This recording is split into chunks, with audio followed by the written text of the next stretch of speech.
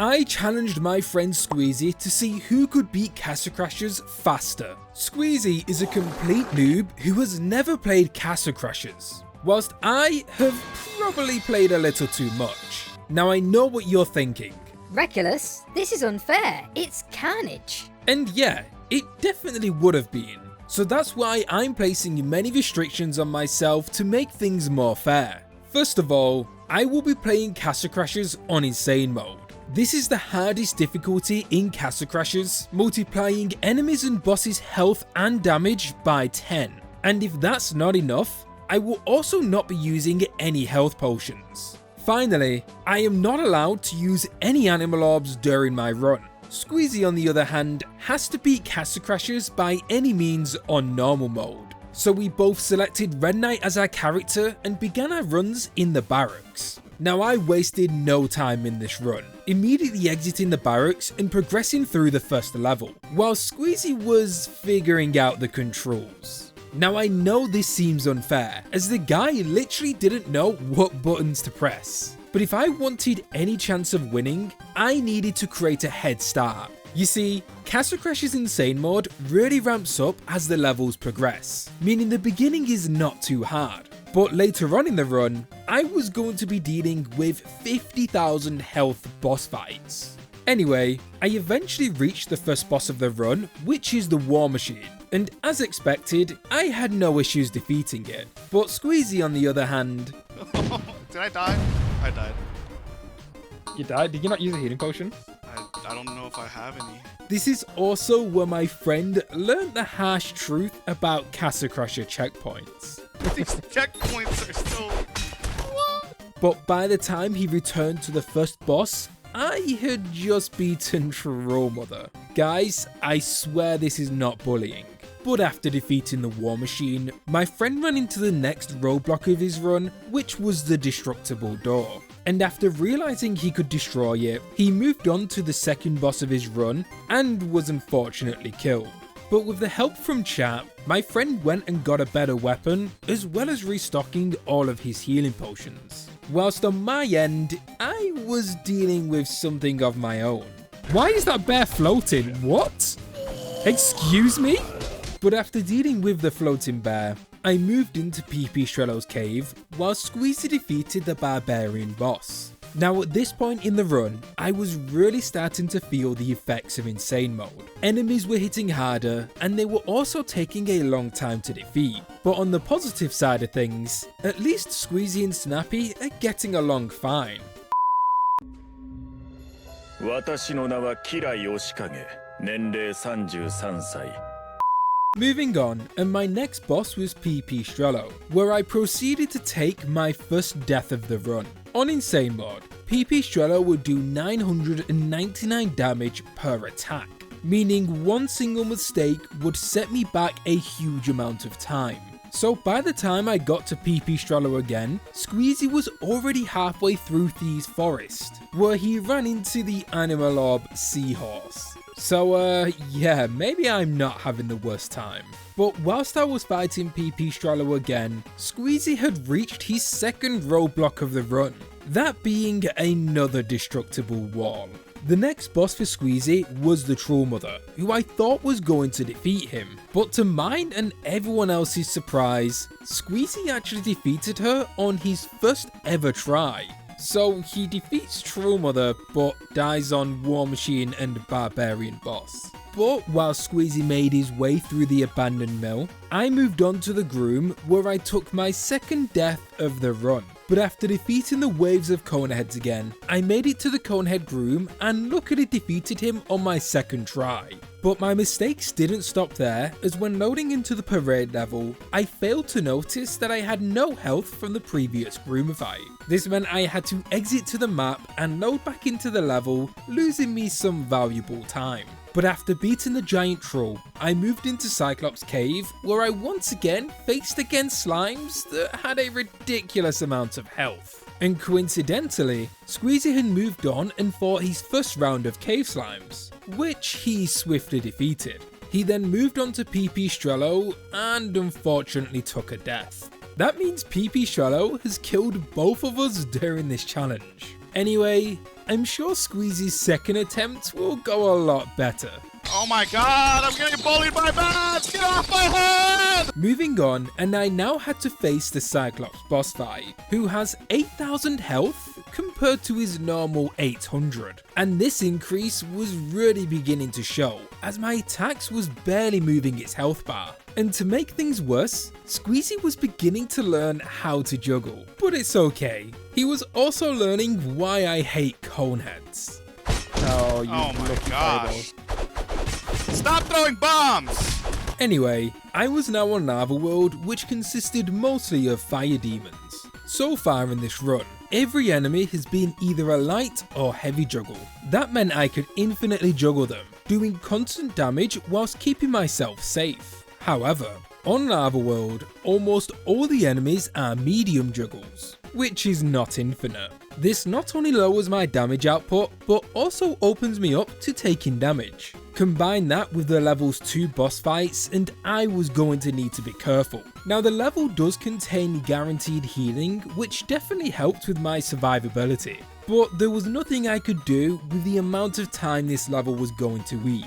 In fact, by the time I defeated the dragon, Squeezy had managed to beat Wedding Crash and Parade, putting him only 2 levels behind us. This was made worse when I also took a death on Industrial Castle, so I went through the level again before spending 5 minutes on the Industrial Machine. This gave Squeezy enough time to get onto Lava World, now putting him only 1 level behind me. So I quickly defeated the pirate ship and moved on to the desert.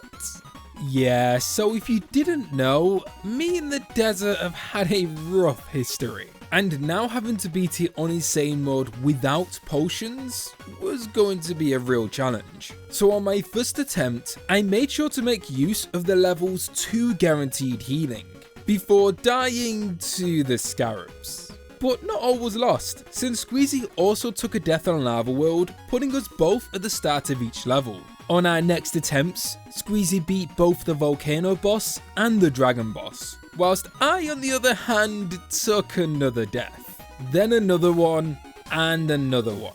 But at this point in the run, I remembered that this wasn't no stat, and I had been severely neglecting my arrows and magic. So with a newly acquired bear club, I went through desert one last time, making sure to use everything I had. So whilst I do that, let's see how Squeezy's handling Industrial Castle. On your next conversation with whoever created this mission, I hate this so much. I genuinely think that's the first time I've ever seen anyone die to that. But it's okay, I'm sure he'll do better on his second attempt. Let's go back to what I was doing. So after beating all of the scarabs, I then destroyed both of the UFO boss fights before moving on to the alien ship level, while Squeezy on the other hand... But many attempts later, Squeezy finally managed to defeat Industrial Castle and made sure to take out his anger on the Industrial Prince, whilst I had managed to make it all the way to the sandcastle roof. And at this point, I can't seem catching up, especially since he now has to go through the desert. Oh, this is for me. He first tried the desert? But this is the guy who died twice on the Industrial Castle traps. Anyway, I was now on the marsh where I had to deal with the 4 beefy skeletons, which I wasn't really confident about, especially when my first attempt looked like this. Yeah, so being picked up by one of these beefies will do half of my health bar, and I had to deal with 4 of them. But after remembering the bow exists for like the 3rd time, I was able to keep the beefies away and do some pretty nice damage. But whilst I was finishing up on the beefies, Squeezy was on the alien ship being carried by Rami. No, seriously, look at him take out all these aliens on his own. But unfortunately, Rami wasn't enough and Squeezy ran out of time. But things went a lot better on his second attempt, making it to the escape pod just in the nick of time. He then bullied some enemies on the camel before losing the volleyball game 0-10. Well, that's as bad as it gets. Oh no, don't tell me. I keep getting confused with Rami's shadow, man. I just died. I hate this game. While Squeezy deals with his grief, I kinda sorta accidentally purposely cheated. Yeah, so I'm not sure what was going through my mind at the time, but I did the roll glitch on the corn boss, which is definitely a glitch. This gave me a massive advantage as it's an exploit that not many people will know about, let alone a complete noob. And even when glitching the game, I still managed to take a death, so honestly I just kinda suck. So to make up for this blunder, I'm going to redo the corn boss with the exact same conditions, but 100% legit. I will then take the time it took to do the corn boss and add it onto my final score. Anyway, to make up for it in the moment, me and my chat decided to stop what we were doing and cheer Squeezy on. You can do it. Jumping helps. If you jump, do it uppercut. If you do light heavy in the air, they give you... Oh! No, there's no way, dude. There's no way. The ball looks like it's gonna be way up top, and then it's not. Oh my god! No way. If I throw this right now. No! I got this right here. This is the one. Oh my god.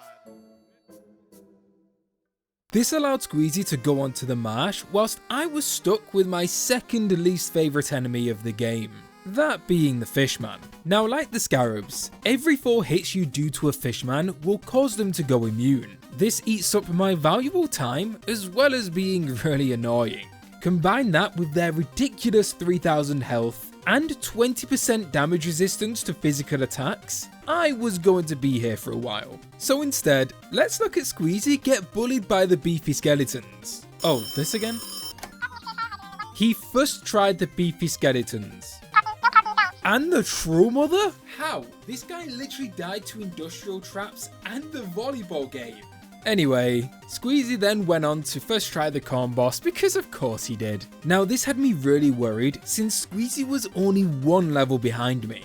And you have to remember, all of my enemies and bosses have 10 times the health and damage. So he's going to breeze through his versions of the levels. And that's exactly what happened, as Squeezy managed to beat Medusa on his first try, now placing us both on full moon. However, I had a strategy that Squeezy didn't know about, that of course being ladder strat.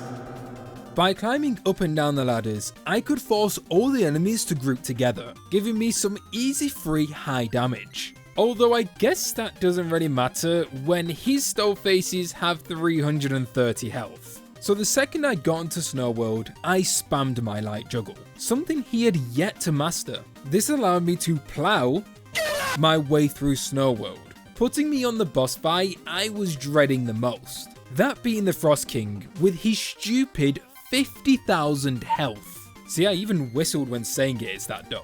Anyway, it gets worse from there since the Frost King constantly teleports around his icy arena, meaning damage was short and also difficult to do, giving Squeezy just enough time to also get to the Frost King. And coincidentally, Squeezy accidentally got Bipolar Pair right before the boss, who will kill his Frost King at 8% or lower health, essentially skipping the Frost King's annoying final phase. So after defeating my Frost King, I immediately rushed to the Painter boss fight, which also came with another problem. Since I wasn't allowed to use healing potions, I couldn't afford to take any damage from any of the paintings. This will cause them to detonate so you can go straight back to the damage phase. But since I didn't have the health to spare, I had to painstakingly kill each painting one by one.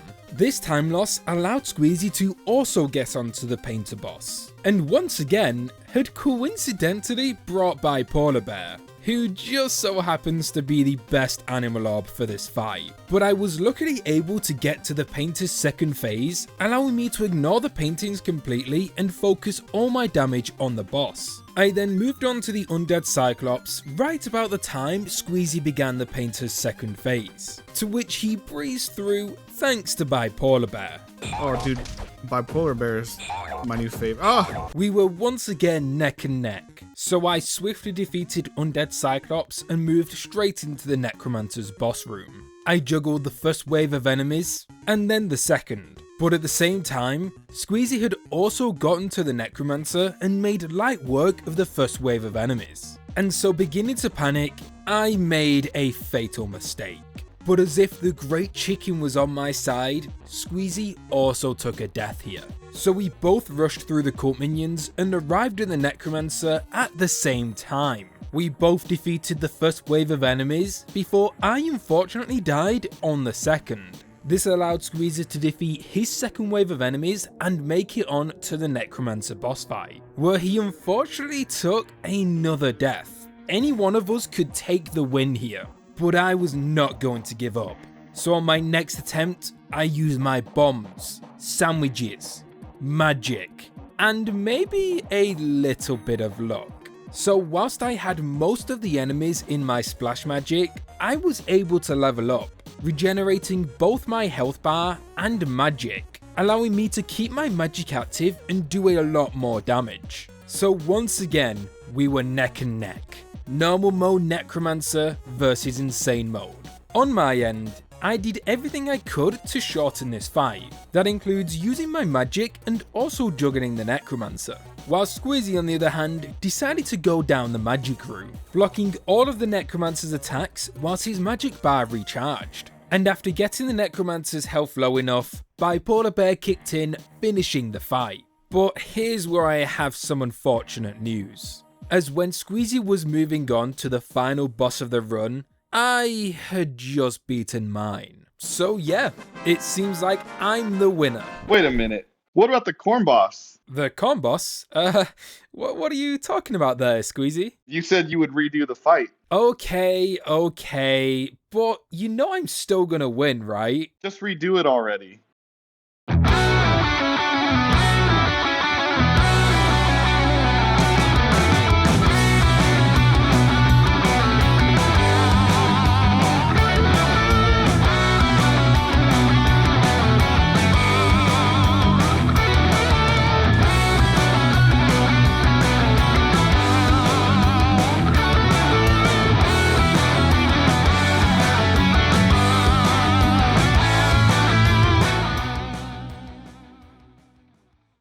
For Squeezy's first time playing Castle Crashers, he did really good.